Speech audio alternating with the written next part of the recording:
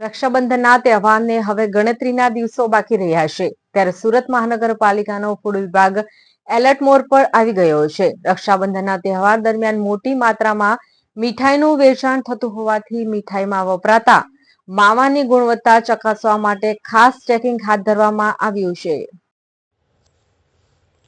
રક્ષાબંધનના તહેવારને ધ્યાનમાં રાખીને સુરત શહેરમાં ફૂડ સેફ્ટી વિભાગ દ્વારા તપાસનો ધમધમાટ શરૂ કરવામાં આવ્યો છે।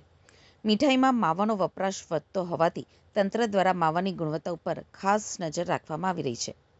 સુરતના ભાગળ ખાતે આવેલા મીઠાઈ અને માવા બજારમાં ફૂડ સેફ્ટી ટીમે સઘન ચેકિંગ હાથ ધર્યું હતું। Chief food safety officer BR બ્રહ્મભટ્ટની ટીમ દ્વારા માવાની ગુણવત્તા ચકાસવા સેમ્પલ લેવામાં આવ્યું હતું। ફૂડ સેફ્ટી ટીમે લીધેલા માવાના સેમ્પલને નિયમ મુજબ સીલ કરી તપાસ માટે લેબોરેટરીમાં મોકલી આપવામાં આવ્યું છે। હવે લેબોરેટરીના રિપોર્ટ બાદ માવાની ગુણવત્તા અંગેનું ચિત્ર સ્પષ્ટ થશે અને જો તપાસમાં માવામાં ભેળસેળ અથવા ગુણવત્તામાં કોઈ ખામી સામે આવશે તો સંબંધિત વિક્રેતા સામે નિયમ મુજબ કાર્યવાહી કરવામાં આવશે। આપનો પરિચય ને કઈ જગ્યા શું કાર્યવાહી કરાઈ? મારું નામ BR Brahmbhatt, food safety officer, Surat મહાનગરપાલિકા। માનનીય આરોગ્ય અધિકારી સાહેબની સીધી સૂચનાના માર્ગદર્શન હેઠળ આગામી દિવસોમાં રક્ષાબંધનનો પવિત્ર તહેવાર આવે છે।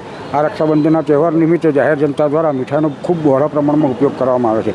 આ મીઠાઈ બનાવવા માટે દૂધના માવાનો ઉપયોગ થાય છે। આ દૂધના માવાની શુદ્ધતા અને તેની ક્વોલિટી માટે આજ રોજ સુરત મહાનગરપાલિકાના ફૂડ વિભાગ દ્વારા 12 ટીમ બનાવી અને અલગ અલગ વિસ્તારમાં દૂધના માવાનું ઉત્પાદન અને વેચાણ કરતી સંસ્થાઓની તપાસણી કરી ત્યાંથી નમૂના લઈ પૃથ્થકરણ સારું લેબોરેટરીમાં મોકલવાની કાર્યવાહી હાલ ચાલુ છે।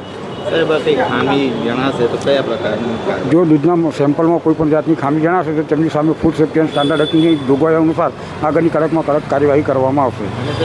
ક્યાં મોકલવામાં આવશે ને કેટલો દિવસ લાગશે? સેમ્પલ મોકલ્યા પછી બને એટલું જલ્દી તેનું રિઝલ્ટ આવી જાય તેવા પ્રયત્નો અમારા ચાલુ જ છે।